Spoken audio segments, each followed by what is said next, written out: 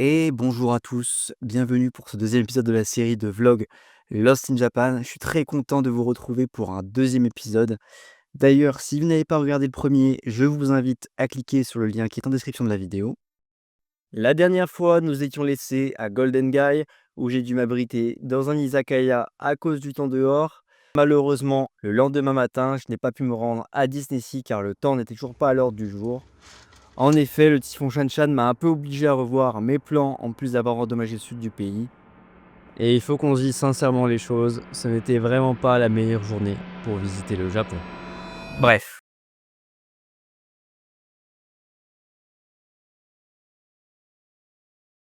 Ok, jour numéro 3 ou 4, on est vendredi 3. On est actuellement au Grand Parco de Shibuya, c'est un grand centre commercial. Et on va voir le centre Pokémon. Voilà, autre chose, il fait pas très beau. Je pense que ça peut s'apercevoir. Il y a le typhon qui arrive sur notre gueule, mais bon. On fait avec, on profite. De toute manière, ça donne aussi un charme à la ville. Et voilà, c'est à peu près tout ce que je vais dire. Ah, je me prends des gouttes. Et on a le petit parapluie qui permet de faire des belles photos et des belles vidéos. Donc, à tout de suite.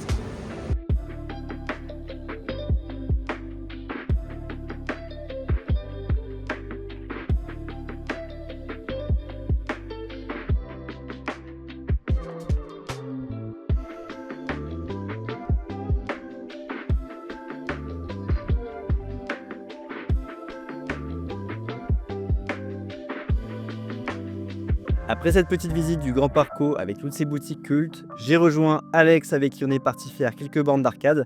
On y a pris beaucoup de plaisir, en plus ça nous a permis de rester à l'abri du mauvais temps. Par la suite, grosse élite jusqu'au soir car le reste de la journée, le temps a continué à se gâter. On s'est rendu en boîte de nuit à Kabukicho, c'était pas une ambiance de dingue, mais c'était plutôt fun car on est parti avec tous les gens de l'hostel. On a même fini par être présent pour un showcase.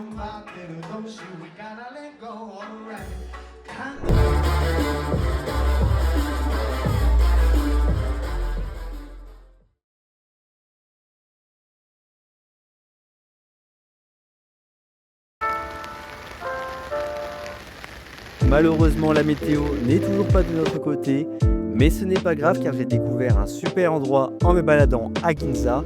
En effet, il s'agit du musée de la marque Seiko, qui a également une partie sur l'histoire des prémices de l'horlogerie en Occident et au Japon. Pour résumer, c'était un musée très instructif et dont je ne regrette pas la visite car ça m'a donné envie d'acheter un petit souvenir par la suite. See the Metropolitan building. Where? Oh yeah, yeah. No, No? I don't think you can see it. left? Is that left? Maybe. Well, Is it? It was closed today, so I couldn't go. I was so. Oh, I think it is. I think that is it. Yeah, on the left. Après cette séquence repérage touriste avec le temps un peu capricieux, je me suis de nouveau rendu dans le quartier de Harajuku où j'ai pu essayer le Fender Café. J'ai profité bien évidemment de l'occasion pour essayer une nouvelle guitare, cette fois-ci à 4 chiffres. Il est aussi temps de dire au revoir à Tokyo pour quelques jours sur ces images d'éclaircies mêlées au coucher de soleil.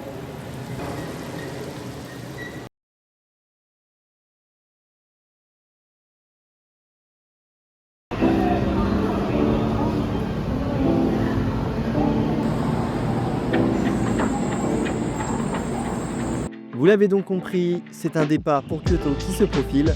Je voyage jusqu'à ma destination en Shinkansen. D'ailleurs, j'en profite pour vous donner quelques petits tips quand vous montez à bord du Shinkansen depuis Tokyo vers Kyoto ou Osaka. En effet, il est important de trouver une place à droite quand vous prenez le Shinkansen de Tokyo en direction du sud du pays. Car même si j'ai vu de très beaux paysages en m'installant à gauche du train, à droite, vous pourrez apercevoir le mont Fuji. Prenez ça en compte si vous prenez le Shinkansen lors de votre prochain voyage au Japon.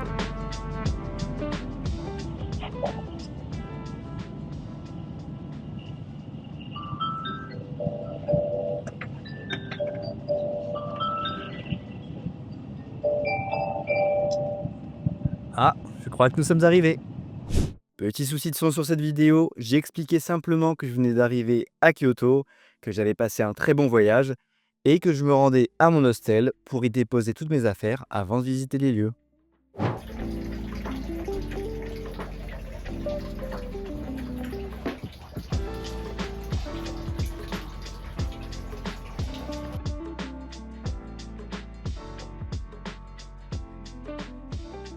On profite donc de cette petite soirée dans les rues de Kyoto. Ce soir-là, je me trouvais sur les rives de la rivière Kamo, où l'on peut voir des petites animations à la nuit tombée.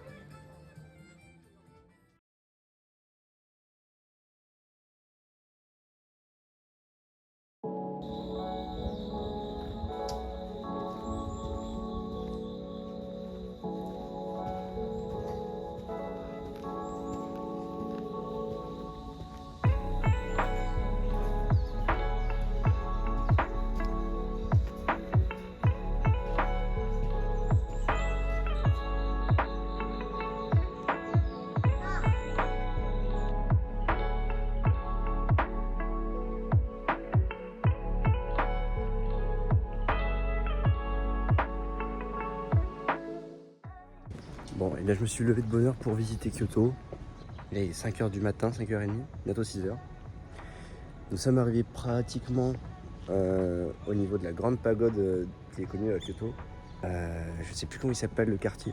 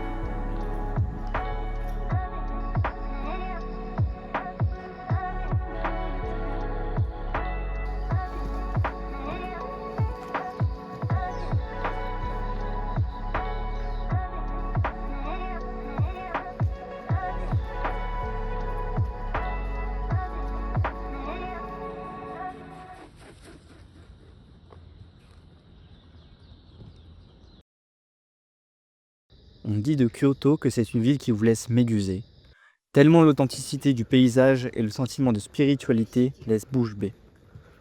René Despestre disait « Un après-midi de Kyoto dans l'espace d'un cerisier, me voici hissé tout en haut de l'ivresse d'exister. » Je vous laisse donc apprécier la raison du pourquoi.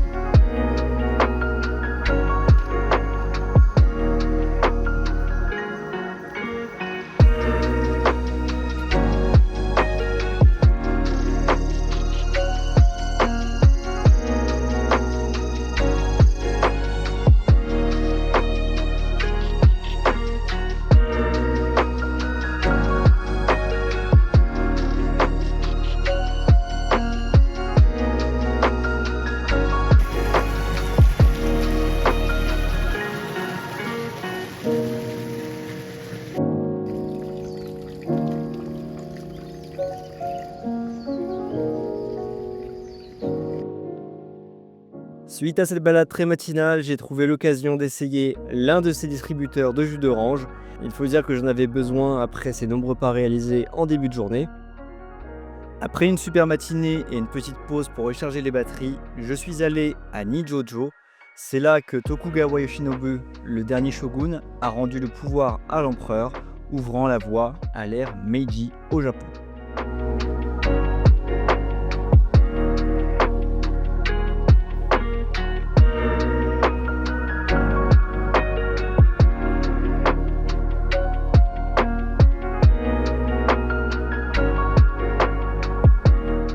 Une petite balade autour du palais s'impose, les jardins étaient vraiment magnifiques.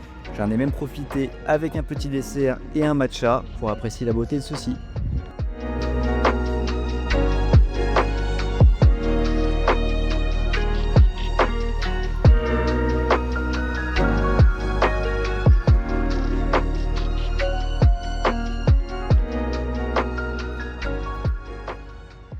Je ne vous en ai pas parlé auparavant, mais la plupart des monuments ou même des gares possèdent des tampons à collectionner. Il est donc utile d'avoir son petit carnet sur soi si on souhaite s'offrir un beau petit souvenir du Japon. Et bien sûr, j'aurais bien aimé vous montrer l'intérieur du palais, mais ça ne sera pas possible car Pictures inside. No pictures inside.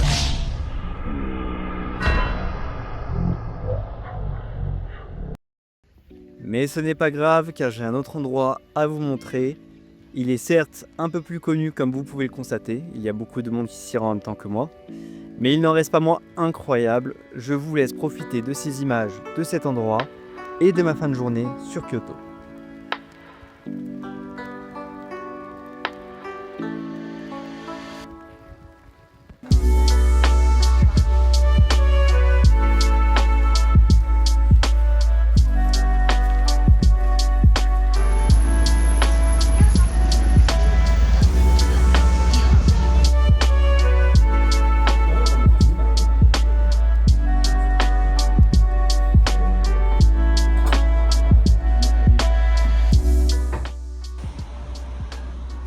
Ok, il y a eu un petit peu de changement la dernière fois qu'on s'est vu. On va se retrouver dans le quartier de Ninenzaka, le quartier auquel j'arrivais pas à dire le nom tout à l'heure, plutôt ce matin, à 5h même, 2h du matin. Et là, il est 23h30. Et le steward de l'hôtel m'a conseillé de faire une balade nocturne. C'est absolument ce que je vais faire. Et donc on va voir ça ensemble, on est arrivé.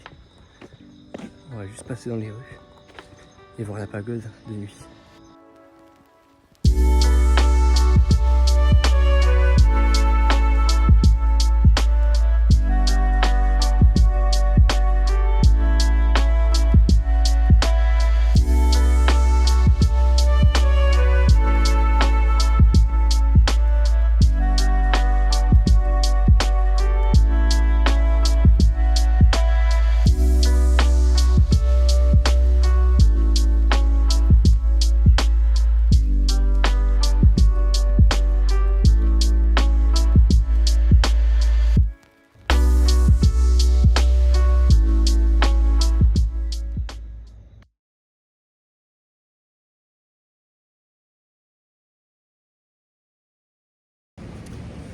Très belle matinée qui s'annonce. On va visiter le temple Fushimi Inari Taisha.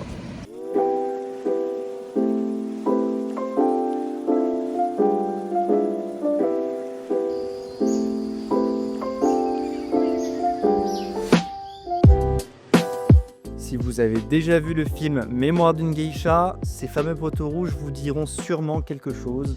Et petite info sympa, les inscriptions noires dessus, ce ne sont pas des prières ni des psaumes, mais en fait, des pubs.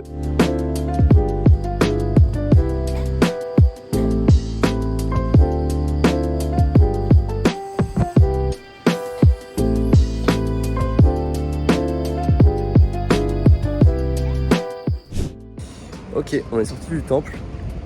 Alors là, ce qu'on va faire, ça va être qu'on va aller dans un endroit qui ressemble au jardin un peu zen, avec pas mal de formes en fait qui sont réalisées sur les cailloux, qui est apparemment pas trop prisé du public, enfin des touristes. On va essayer de profiter un maximum.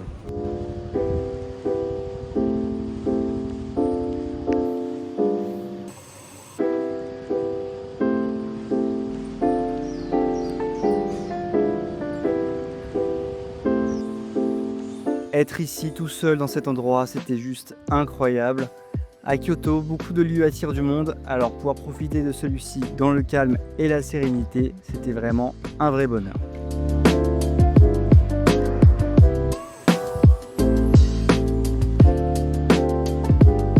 Suite à cette belle balade dans ces lieux magiques et magnifiques, je me suis rendu avec une nouvelle connaissance au pavillon d'argent. Salut, je suis avec Uriel. Where are we going? We go to the Silver Temple. Gekkeikyuji is the name. Wait 5 minutes and see together with us the temple.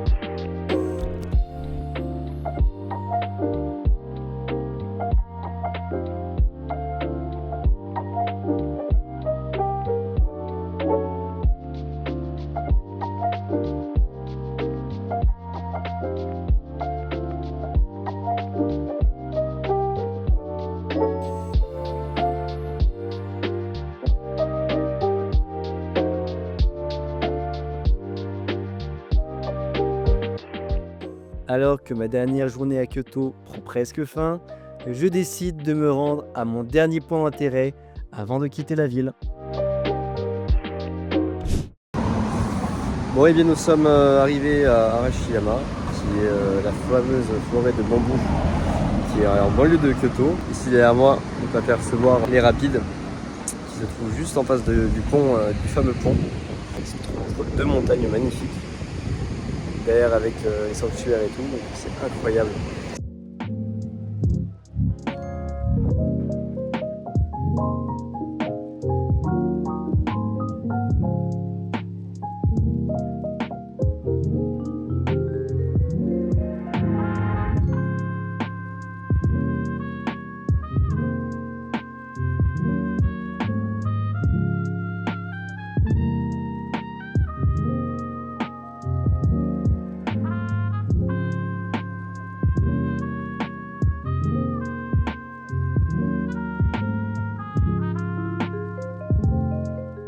Il est temps de retourner à l'hôtel pour récupérer mes affaires et quitter Kyoto. Évidemment, je pars le cœur un peu serré, c'est une ville vraiment magique, où l'histoire et la spiritualité se ressentent vraiment à chaque coin de rue.